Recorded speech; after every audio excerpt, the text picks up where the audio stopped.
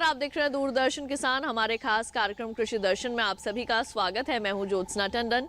कृषि दर्शन एक ऐसा कार्यक्रम है जिसमें हम आपको कृषि जगत से जुड़ी तमाम जानकारियां देते हैं अपने 3 सेगमेंट्स के जरिए, जो कि है विज्ञान और किसान, कृषि स्टार्टअप और फार्मिंग इंडिया।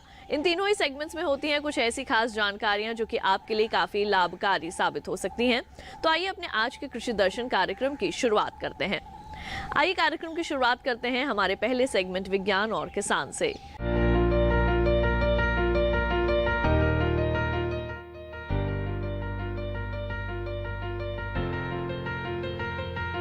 शाकीय फसलों में गुणवत्तापूर्ण रोपण सामग्री की हमेशा से ही कमी रही है। आलू सबसे ज्यादा शाकीय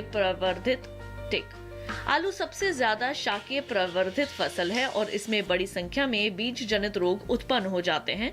जाहिर है इससे उपज में कमी आएगी, इसलिए ये जरूरी है कि आलू की टिकाऊ और किफायती पैदावार के लिए अच्छी गुणवत्ता वाले स्वस्थ बीज बोएं। आलू के गुणवत्तापूर्ण बीज तैयार करने के लिए पिछले 5 दशकों से भारत में बीज प्लॉट तकनीक का इस्तेमाल हो रहा है। ये बीज उत्पादन की पारंपरिक तकनीक है और कामयाब भी रही है। इसमें प्रजनक बीज उत्पादन के लिए 4 चक्रों में वायरस मुक्त और सभी प्रमुख वायरसों के लिए कंदीय सूचीकरण किया जाता है। शिमला स्थित केंद्रीय आलू अनुसंधान संस्थान राज्य सरकारों से जुड़े संगठनों को प्रजनक बीज की आपूर्ति कर रहा है। ये संगठन इन बीजों का फिर से गुणनीकरण करते हैं। समस्या ये है कि राज्य सरकारों की प्रजनक बीज गुणनीकरण की वर्तमान स्थिति वांछित बीज गुणनीकरण श्रृंखला के अनुसार नहीं है। केंद्रीय आलू अनुसंधान संस्थान की ओर से दिए गए प्रजनक बीज का गुणनीकरण आमतौर पर आधारीय बीज 1 यानी FS1 अवस्था तक ही सीमित है। ऐसे में गुणवत्ता युक्त बीज की भारी मांग को पूरा करने का एक ही तरीका है और वो है प्रगत वायरस खोज तकनीकों के साथ जुड़कर हाईटेक बीज उत्पादन प्रणाली को शामिल करना। इस बात को ध्यान में रखते हुए केंद्रीय आलू अनुसंधान संस्थान ने ऊतक संवर्धन और सूक्ष्म प्रवर्धन प्रौद्योगिकियों पर आधारित कई हाईटेक बीज उत्पादन प्रणालियों का माननीकरण किया है। बीज उत्पादन की इन प्रणालियों को अपनाने से प्रजनक बीज की गुणवत्ता में सुधार आएगा और बीज गुणनीकरण दर बढ़ेगी ही बढ़ेगी। इस प्रौद्योगिकी को किसानों और दूसरे हितधारकों तक पहुंचाने से पहले केंद्रीय आलू अनुसंधान संस्थान के बीज उत्पादन फार्म पर इनका प्रशिक्षण किया गया। हाईटेक बीज उत्पादन प्रणालियों को अपनाने से देश भर में 20 से भी ज्यादा ऊतक संवर्धन उत्पादन इकाइयों की स्थापना का रास्ता खुला है। नई हाईटेक बीज उत्पादन प्रणाली मृदा रहित एरोपोनिक तकनीक पर आधारित है। आलू के गुणवत्तापूर्ण बीज उत्पादन करने की दिशा में इसे एक क्रांतिकारी शुरुआत माना जा रहा है और ये क्रांति बीज प्लॉट तकनीक की शुरुआत के करीब 50 साल बाद हुई। इस समय एरोपोनिक प्रणाली का व्यवसायीकरण उत्तर प्रदेश, पश्चिम बंगाल, पंजाब और हरियाणा जैसे राज्यों की 14 फर्मों में हो रहा है। हर फर्म के पास इस प्रणाली के जरिए 10 लाख छोटे कंद उत्पन्न करने का लाइसेंस है, लेकिन अभी ये फर्म अपनी पूरी क्षमता से काम नहीं कर रही और साल भर में करीब 65 लाख कंद ही तैयार किए जा रहे हैं। केंद्रीय आलू अनुसंधान संस्थान आलू की 25 लोकप्रिय किस्मों के बीजों का उत्पादन कर रहा है। इनमें से 70% का उत्पादन पारंपरिक प्रणाली से और 30% का हाईटेक प्रणाली से किया जा रहा है। प्रजनक बीज का उत्पादन बढ़ाने के लिए राज्य कृषि विश्वविद्यालयों, कृषि विज्ञान केंद्रों और निजी किसानों की मदद से बीज उत्पादन के नए क्षेत्रों की पहचान की जा रही है। तो अभी आपने देखा सेगमेंट विज्ञान और किसान। आइए कार्यक्रम कृषि दर्शन में बढ़ते हैं आगे। एक नजर डाल लेते हैं कृषि कैलेंडर पर और जानते हैं कि वर्तमान समय में आपने अपने खेतों में कौन कौन से कृषि कार्य करने हैं। दिसंबर माह में किसान पालक की बुवाई कर सकते हैं। इसके पौधे सर्दी के मौसम में अच्छे से विकास करते हैं। पालक की खेती के लिए भूमि का पीएच मान 6 से 7 के बीच होना चाहिए। पालक की खेती के लिए खेत का साफ और मिट्टी का भुरभुरा होना जरूरी है। पालक के पौधे बीज रोपाई के लगभग 30 से 40 दिन के अंतराल में कटाई के लिए तैयार हो जाते हैं। जब इसकी पत्तियों का आकार अच्छा दिखाई देने लगे तब इसे काट लेना चाहिए। कार्यक्रम कृषि दर्शन में वक्त हो चला है एक छोटे से ब्रेक का। जल्द लौटेंगे वापस अपने अगले सेगमेंट के साथ। आप देखते रहिए दूरदर्शन किसान।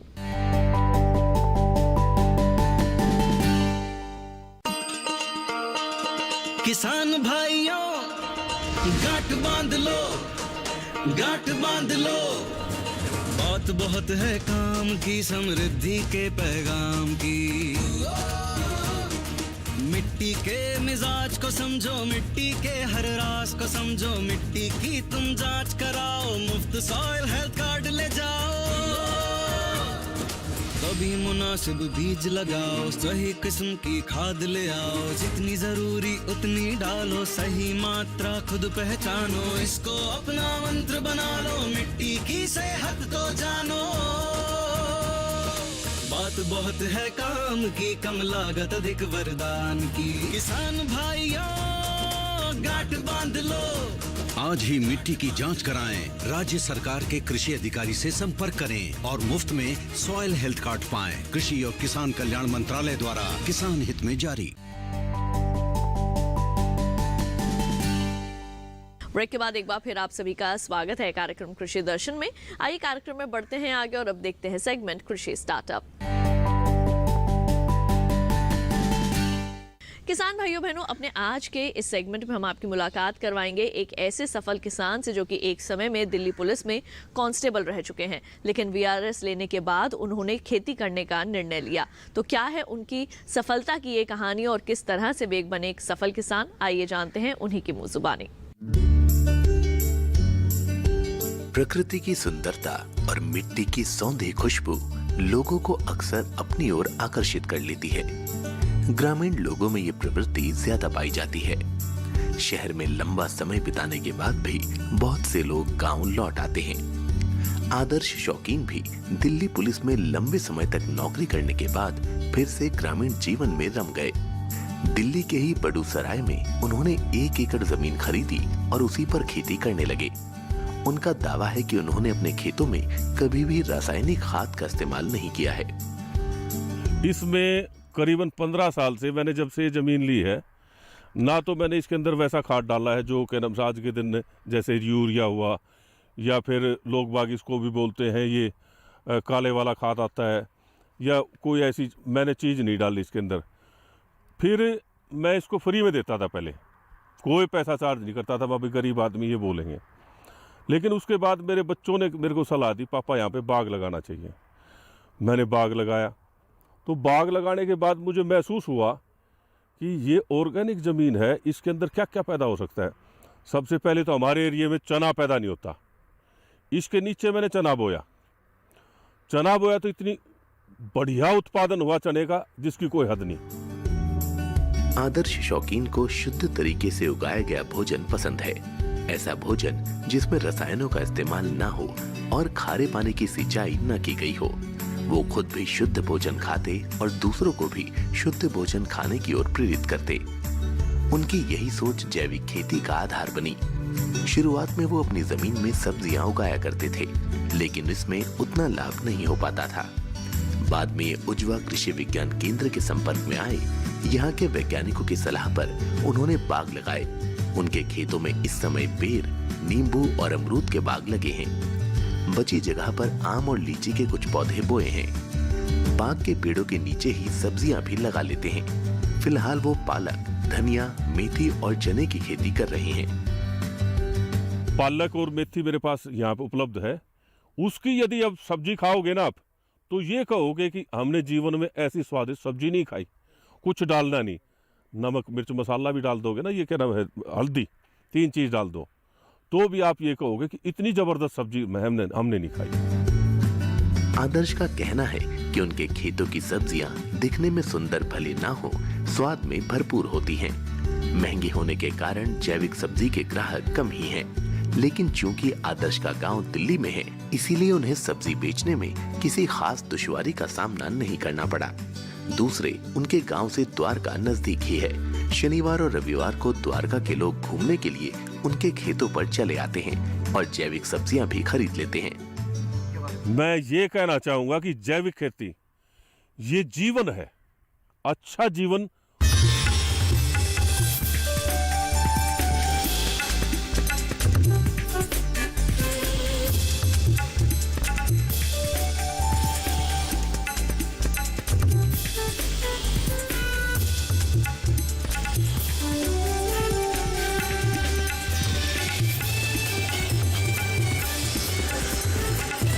किसान, बदलते भारत की शान।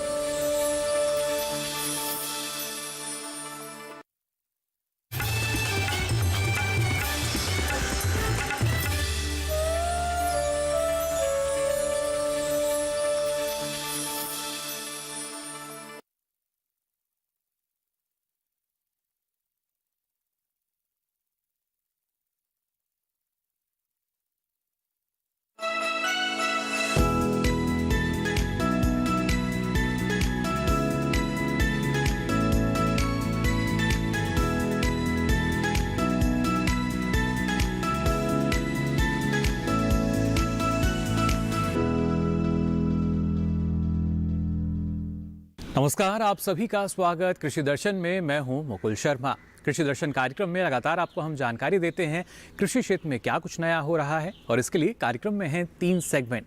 पहले हम बात करेंगे विज्ञान और किसान की, उसके बाद आप देखेंगे कृषि स्टार्टअप, और आखिर में बात होगी फार्मिंग इंडिया की। तो चलिए शुरुआत करते हैं कार्यक्रम की। आइए सबसे पहले नजर डालते हैं हमारे पहले सेगमेंट विज्ञान और किसान पर।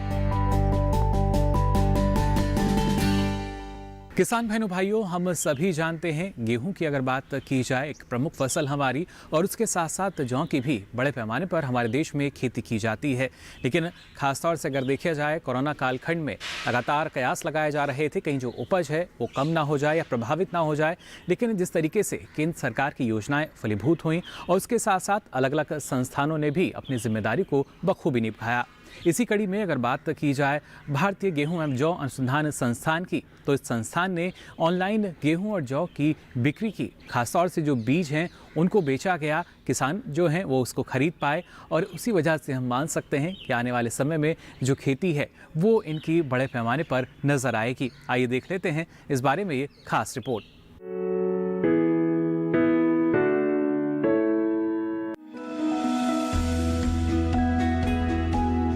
पिछले कुछ वर्षों के दौरान खेती का तेजी से डिजिटलीकरण हुआ है।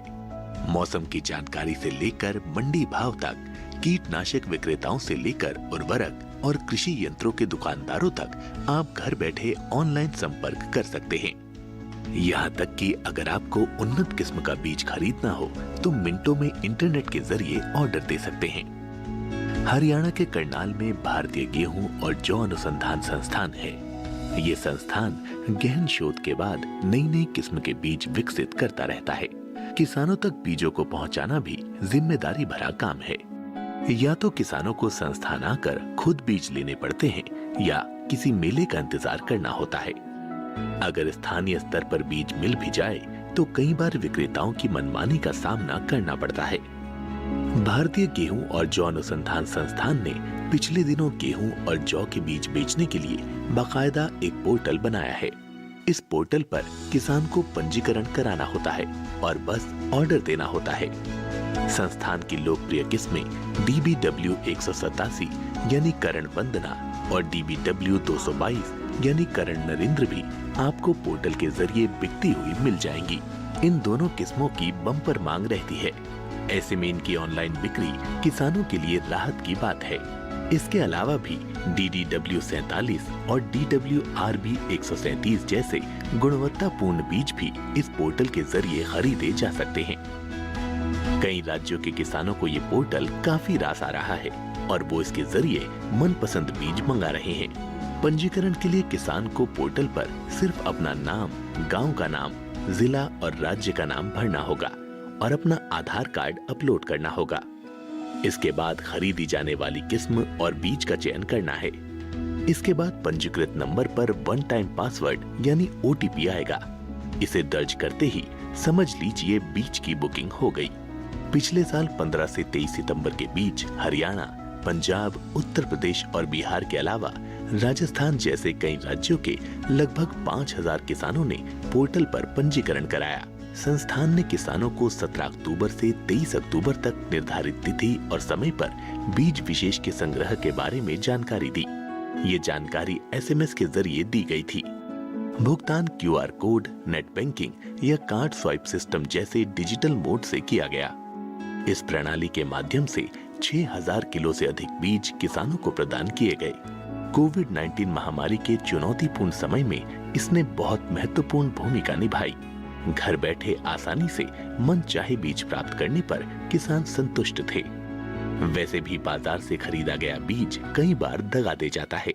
सीधे संस्थान से खरीदेंगे तो धोखे की गुंजाइश नहीं रहेगी। और आइए अब नजर डाल लेते हैं इस माह के कृषि कैलेंडर पर, यानी कौन कौन से कृषि कार्य आपको करने होंगे। आइए जानते हैं। गाजर, मूली, चुकंदर और शलगम की फसल में निराई गुड़ाई करें। संभावित पाले से फसलों के बचाव हेतु हल्की सिंचाई अवश्य लगा दें। चेपा कीट से फसल के बचाव हेतु मेटासिस्टॉक से 2 मिलीलीटर प्रति लीटर पानी का घोल मिलाकर इसका छिड़काव करें। इसी के साथ ही कृषि दर्शन में वक्त हो चला एक छोटे से ब्रेक का। ब्रेक से लौटेंगे तो बात करेंगे कृषि स्टार्टअप की। आप बने रहिए दूरदर्शन किसान पर।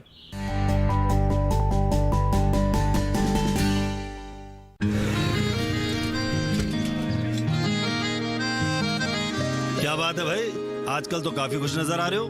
क्यों ना हो, अब मैं ऑर्गेनिक खेती जो कर रहा हूँ ये पूरा प्राकृतिक है, ऑर्गेनिक है। इसमें हमारे खेत, हमारी फसल और हमारी जेब सब फायदे में होते हैं और इसमें लागत भी कम है।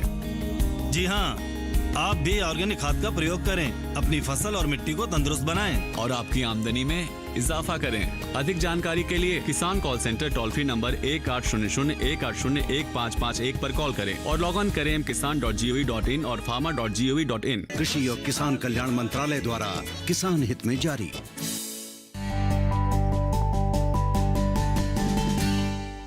ब्रेक के बाद आप सभी का एक बार फिर स्वागत कृषि दर्शन में। अब आइए बढ़ते हैं हमारे दूसरे सेगमेंट पे, जिसका नाम है कृषि स्टार्टअप।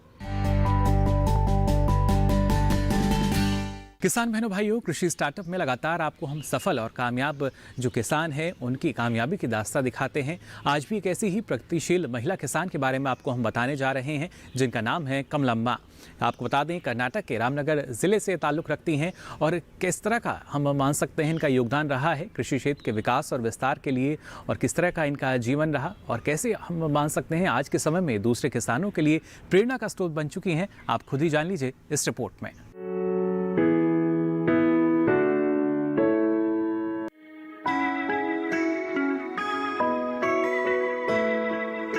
कमलम्मा मायाघनल्ली गांव, जिला रामनगर, कर्नाटक की रहने वाली एक महिला किसान है। ये कृषि भाग्य योजना और राष्ट्रीय खाद्य सुरक्षा मिशन की लाभार्थी हैं, जिसके जरिए इन्होंने कई सारे योजनाबद्ध और मशीनीकरण योजनाओं में प्रशिक्षण लिया है। इनके पास 7 एकड़ जमीन है, जिसमें से 2 एकड़ जमीन सिंचित और बाकी के 5 एकड़ जमीन सूखी है। इन्होंने एकीकृत खेती को अपनाकर तरह तरह की फसलों, फलों और सब्जियों की खेती की है। इन्होंने खेती के लिए पॉली हाउस को भी अपनाया है। पॉली हाउस में इन्होंने शिमला मिर्च, टमाटर और बीन्स की खेती की है। इन्होंने जैविक विधि द्वारा केले की खेती भी की है। साथ ही नारियल और आम की बागवानी भी की है, जिसमें इन्हें सफलता मिली है। कमलम्मा के खेतों में नई तकनीकों का अच्छा अभ्यास किया जा रहा है। नई तकनीकों के माध्यम से इन्होंने खेती की है, जिसमें श्री विधि से धान की खेती बेहद फायदेमंद रही है। इन्होंने रागी और तुअर की समानांतर पंक्ति में खेती की है। इसके अलावा एकीकृत खेती को बढ़ावा देते हुए इन्होंने पशुपालन, मुर्गी पालन के साथ साथ रेशम कीट पालन भी किया है। खेतों के अलावा कमलम्मा के पास तालाब भी हैं, जिसमें इन्होंने मछली पालन भी किया हुआ है, जिससे अच्छी खासी मात्रा में मछली उत्पादन होता है। इन सभी उपज और उत्पादन को लोकल बाजार में बेचने का काम कमलम्मा का ही है। लोकल बाजार में विपणन के अलावा इजराइल, अरब और सिंगापुर जैसे बड़े देशों में भी इन्होंने अपनी उपज की मार्केटिंग की है, जिसका इन्हें अधिक से अधिक मुनाफा भी मिला है। कृषि के क्षेत्र में लगातार प्रोत्साहित करने वाले कार्यों से सरकार ने इन्हें कई पुरस्कारों से नवाजा है। वर्ष 2016 में कैनरा बैंक सर्वश्रेष्ठ फार्म महिला अवार्ड, 2016-17 जिला स्तरीय सर्वश्रेष्ठ किसान पुरस्कार विजेता, साथ ही वर्ष 2013 में इन्हें रामनगर जिला सर्वश्रेष्ठ किसान पुरस्कार से सम्मानित किया गया है।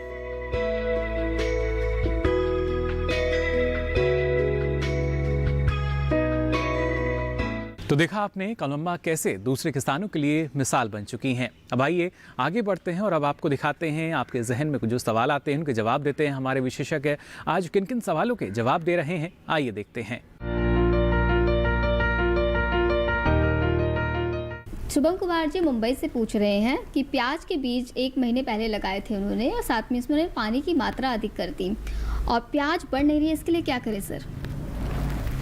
जब भी आप प्याज में ज़्यादा पानी देते हैं तो वो स्वाभाविक रूप से पीली पड़ जाती है, पानी खड़ा हो जाता है, पौधा ठीक से सांस नहीं ले पाता है, जिसकी वजह से पीलापन आ जाता है। तो इसका यही उपाय है कि थोड़ा खेत को सूखने दें और सूखने के बाद उसमें निकाई गुड़ाई कर दें, ताकि खेत थोड़ा सूख जाए, और उसके बाद थोड़ा उसमें यूरिया डाल दीजिए ताकि फसल उभर सके और आपको अच्छी पैदावार मिल सके। और इसी के साथ ही यहाँ वक्त तो चला एक छोटे से ब्रेक का। आप बने रहिए दूरदर्शन किसान पर।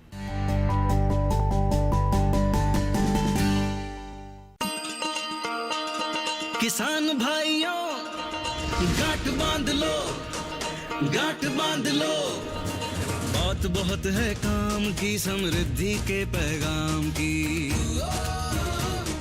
मिट्टी के मिजाज को समझो, मिट्टी के हर राज को समझो, मिट्टी की तुम जांच कराओ, मुफ्त सॉइल हेल्थ कार्ड ले जाओ। कभी मुनासिब बीज लगाओ, सही किस्म की खाद ले आओ, जितनी जरूरी उतनी डालो, सही मात्रा खुद पहचानो, इसको अपना मंत्र बना लो, मिट्टी की सेहत को जानो। बात बहुत है काम की, कम लागत अधिक वरदान की। किसान भाइयों गांठ बांध लो, आज ही मिट्टी की जांच कराएं। राज्य सरकार के कृषि अधिकारी से संपर्क करें और मुफ्त में सॉइल हेल्थ कार्ड पाएं। कृषि और किसान कल्याण मंत्रालय द्वारा किसान हित में जारी। ब्रेक के बाद आप सभी का एक बार फिर स्वागत कृषि दर्शन में। अब आइए देखते हैं क्या है खास फार्मिंग इंडिया में।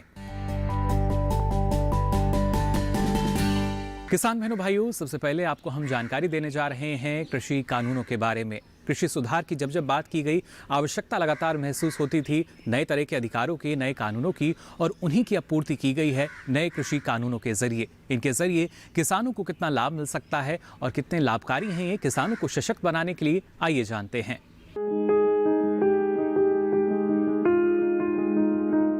कृषि में कई अहम सुधार करने के लिए सरकार ने उपज बिक्री की व्यवस्था में कई जरूरी बदलाव किए हैं। इस दिशा में सरकार ने कृषक सशक्तिकरण व संरक्षण, कीमत आश्वासन और कृषि सेवा पर करार अधिनियम 2020 लागू किया है। इस अधिनियम के लागू हो जाने से अब किसान उपज से खाद्य उत्पाद बनाने वाले प्रोसेसर्स, व्यवसायिक कंपनियां, थोक और फुटकर विक्रेताओं और निर्यातकों के साथ कृषि उपज की बिक्री के लिए सीधे करार या व्यवसायिक समझौता कर सकेंगे। करार हो जाने के बाद फसल की अच्छी पैदावार के लिए जरूरी साधन या इनपुट्स उपलब्ध कराने की पूरी जिम्मेदारी खरीदार की होगी। अधिनियम के लागू हो जाने से अब पैदावार के दौरान फसल पर किसान का मालिकाना हक बना रहेगा। वहीं किसानों को उपज की बिक्री पर होने वाला खर्च भी नहीं देना पड़ेगा, यानी किसानों के मुनाफे में पहले के मुकाबले खासी बढ़त होगी। फसल का बीमा तो कराया ही जाएगा, साथ ही जरूरत होने पर किसान वित्तीय संस्थानों से कर्ज भी ले सकेंगे। इतना ही नहीं, किसानों को मौसम के जोखिम और बाजार के उतार चढ़ाव से भी सुरक्षा मिलेगी। ये अधिनियम अनुबंधित किसानों को नियमित और समय पर भुगतान की सुविधा भी देता है। जाहिर है कि कृषि में हुए इन सुधारों से किसान काफी फायदे में रहेंगे। की वजह से दो चीज़ें होंगी। नंबर एक, सबसे पहले तो जो स्टोरेज और सप्लाई चेन है उसमें इन्वेस्टमेंट आएगा, जिससे कि अब लोग जो हैं कोई भी चीज़ तुरंत अगर पैदा होती है तो उसको तुरंत बेचने की उसे जल्दी नहीं होगी। वो पूरे साल उस सामान को बेच सकता है, उसको स्टॉक कर सकता है, सप्लाई चेन पूरी बनेगी। तो warehouses, cold storage, atmospheric control storages, इन सब में इन्वेस्टमेंट आएगा और इससे प्राइस जो है वो पूरे साल इक्वलाइज होंगे। तो जो प्राइस में सीजनल फ्लक्चुएशंस होते थे वो ख़त्म होंगे। इन सब चीज़ों के आने में कुछ समय लगेगा, क्योंकि इसके लिए एक नया इंफ्रास्ट्रक्चर बनना है, इसके लिए एक नई व्यवस्था बननी है, लेकिन उसकी नींव पड़ गई है इन कानूनों से और बहुत जल्दी इसका फार्मर को भी और कंज्यूमर को भी, दोनों को फ़ायदा होगा। और इसी कड़ी में अगर बात की जाए कृषि अवसंरचना कोष की, जिसके तहत जो फार्म गेट पर सुविधाएं देने की बात है वो की जा रही है और इसका क्रियान्वयन भी होने लगा है, यानी तमाम सुविधाएं जो हैं वो किसानों को फार्म गेट पर उनके खेत पर ही मिल सकेंगी। क्या क्या सुविधाएं हैं जो किसानों को आने वाले समय में मिलेंगी और कितना लाभ कृषि अवसंरचना कोष के तहत किसानों को पहुँच सकेगा, आइए देखते हैं।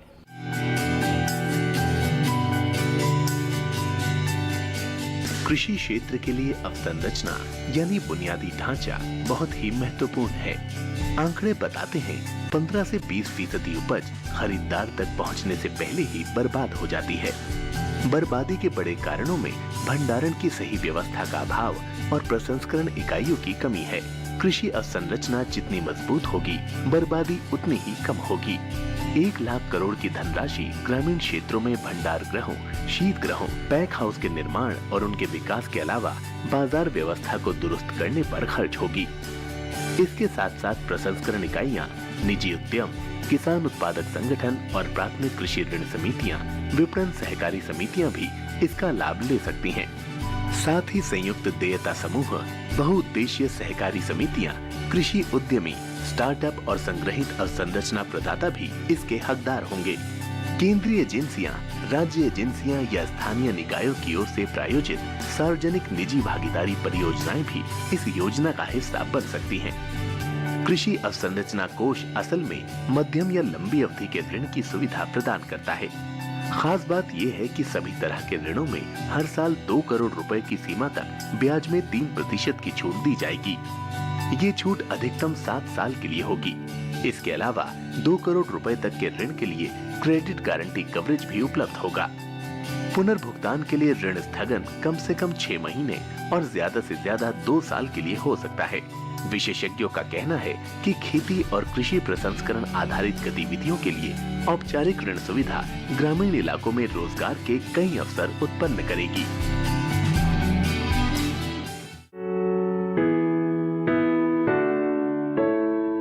स्वस्थ धरा खेत हरा हम सभी जानते हैं, लेकिन कैसे इसको हम सार्थक बना सकते हैं, इसी में आज आपको हम दिखाने जा रहे हैं बेड प्लांटिंग के बारे में।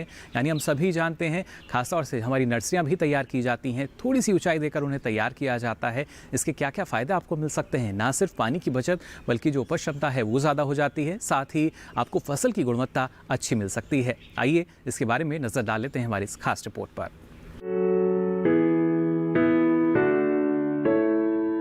इस वक्त हम मौजूद हैं आंचलिक कृषि अनुसंधान केंद्र मुरैना मध्य प्रदेश में। आज हम आपको बताएंगे बेड प्लांटिंग के बारे में। हमारे बीच में विशेषज्ञ मौजूद हैं डॉक्टर संदीप सिंह जी, जो वरिष्ठ वैज्ञानिक हैं। सर, बेड प्लांटिंग क्या है? बेड प्लांटिंग में जैसा कि किसान भाई आप देख रहे हैं कि ये सबसे सर्वोपयुक्त विधि मानी गई है बुवाई के लिए, क्योंकि इसमें हम देखते हैं कि जो भी फसल की बुवाई करते हैं और विशेष करके जो ज़्यादा उपयोगी है वो दलहनी और तिलहनी फसलों के लिए ये विधि उपयोगी है। अब इसके साथ हमने गेहूं की फसल को भी देखा है, क्योंकि यहाँ पर भारत सरकार का जो ICR है, वहाँ की सिंचाई जल प्रबंध परियोजना यहाँ पर संचालित है। उस परियोजना के तहत हम देख रहे हैं कि इन फसलों में जो काम कर रहे हैं, आपका गेहूं है, सरसों है, चना है, तो इसमें बेड प्लांटिंग तकनीकी में जो बुवाई की जाती है, चाहे वो आपकी सरसों हो, गेहूं हो, चना हो, उसमें बेड पर बुवाई करते हैं। इससे क्या होता है कि जो बेड के बाद एक कुंड बनता है, नाली बनती है, इसमें किसान भाई जब भी सिंचाई की आवश्यकता पड़ती है तो उस केवल कुंड में ही हम पानी लगाते हैं और फसल जो हमारी बेड के ऊपर बुवाई की जाती है, इसलिए हम इसको बेड प्लांटिंग तकनीकी कहते हैं। अब फायदे की बात करें तो हम देखते हैं किसान भाई, जो हमारा मेन उद्देश्य तो इस समय सिंचाई के जल की बचत है, क्योंकि सभी कह रहे हैं कि हमारा चाहे वो आगे होने वाला विशुद्ध की बात हो, सिंचाई की एक एक बूंद, हमारे प्रधानमंत्री जी भी कहते हैं कि एक बूंद से भी ज़्यादा से ज़्यादा उत्पादन लेना है, तो उसकी दृष्टि से हम पानी की बचत करते हैं। और इस पानी की बचत में सबसे पहले जो सिंचाई करते हैं वो केवल कुंड में करते हैं। सामान्यतः किसान जो समतल खेत में सिंचाई करता है उसकी तुलना में इसमें 30 से 40% तक पानी की बचत होती है, क्योंकि पानी केवल कुंड में ही लगाया जाता है। इससे अब फायदे की बात करें तो फसल जो भी इसके द्वारा बोते हैं तो पर्याप्त मात्रा में उसको प्रकाश और हवा मिलता है, क्योंकि कुंड की जो जगह दिखती है किसान को, सामान्य तौर पर जब बुवाई होती है तो किसान कहता है साहब इसमें तो जगह ज़्यादा दिख रही है, नहीं, परंतु कोई भी फसल हो, जैसे गेहूं है तो उसमें अधिक संख्या में कल्ले निकलेंगे, उन अधिक कल्लों से ज़्यादा संख्या में बाली निकलेंगी और उत्पादन है वो अच्छा मिलता है, क्योंकि जो कल्ले निकलते हैं पर्याप्त प्रकाश और हवा मिलने से उनमें बाली की लंबाई और दाना चमकदार और बड़ा बनता है। तो विशेषकर हम यहाँ पर बीज उत्पादन का केंद्र है तो इसमें भी इसका लाभ हो रहा है, हमें देख रहे हैं कि अच्छी गुणवत्ता का बीज मिलता है। तो देखें, सामान्यतः है किसान भाई, जो आप खेत की तैयारी करते हैं, उस तैयारी करने के बाद जो बेड प्लांटिंग तकनीकी है इसके लिए कोई अलग से ज़रूरत नहीं है। जो हमारी मशीन है उसमें रिज फरो जो बेड है वो बनाती है मशीन, और उस बेड के ऊपर 2 या 3 या 1 लाइन, जो फसल है, जिस फसल में ज़्यादा आवश्यकता है लाइन से लाइन की दूरी वहाँ पर हम 1 या 2 कुंड बो सकते हैं। जिनमें कम आवश्यकता जैसे गेहूँ है तो यहाँ पर एक बेड पे हमने 3 लाइनें बोई हैं। चने में 2 लाइन बोते हैं, इसी तरह से सरसों में भी 2 लाइन एक बेड पे बोते हैं। तो हम मशीन के द्वारा बुवाई कर लेते हैं, इसमें अलग से कोई भी आवश्यकता नहीं है। और इस मशीन में ये भी सुविधा है किसान भाइयों के लिए, खाद और बीज दोनों की बुवाई साथ साथ होती है, जिससे खाद की उपयोगिता है, दक्षता जिसे कहा जाए उर्वरक की, वो भी ज़्यादा होती है। क्योंकि सामान्यतः किसान भाई या तो छिड़क के बोते हैं या मशीन से पहले बो देंगे, उसके बाद फिर बीज की बुवाई करेंगे, नहीं, परंतु ये बेड प्लांटिंग तकनीक से खाद और बीज अलग अलग बॉक्स होते हैं इस मशीन में, साथ में बुवाई करते हैं। उर्वरक हमेशा बीज से 1 इंच नीचे बुवाई होता है, तो जिससे कि उसका सही से सदुपयोग हो जाता है और फसल अच्छी होती है और जो पैसा किसान उपयोग करता है उसकी बचत होती है। जो भी किसान भाई इस दूरदर्शन के माध्यम से सुन रहे हैं तो मुरैना में जो आंचलिक कृषि अनुसंधान केंद्र है यहाँ पर आएँ और हमसे आके संपर्क भी कर सकते हैं। आंचलिक कृषि अनुसंधान केंद्र मुरैना, AV रोड से मैं डॉक्टर संदीप